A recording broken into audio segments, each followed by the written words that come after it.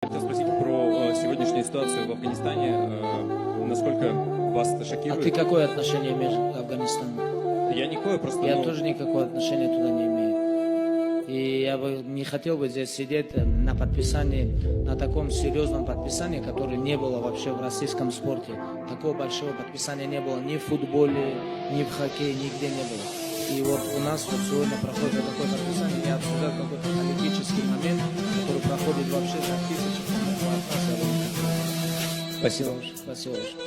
برای افغان یه به ناموسم طالب برآمد هر کی این را فالو میکنه.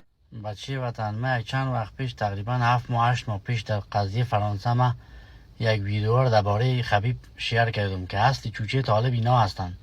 اینا بسیار کثیف مردم هستن. یک تعداد چچنیا و اینمی داغستانیا یا جرمنی میان بسیار ایدیای گنده دارن. اما ما در زمان کسی گپ گوش نکرد، فقط الحمدلله گفت کلی خوشحال شد که برادری مسلمان است. اما اصل از سگ طایفه اینا هستن. یعنی داغستانیا و اینمی یعنی خبیب و بچهای کاکا، یعنی چوچه اصلی ملا برجان هستن. یا در دلتان جمع نکن. اما ما درباره از این قبلا ویدیو جور کردم، کسی مردم ساده ما دیگه چیزی نمیفهمم. الله اکبر گو میده پشت الله الحمدلله گو میده در پشت کنیش عقل دکلا نی.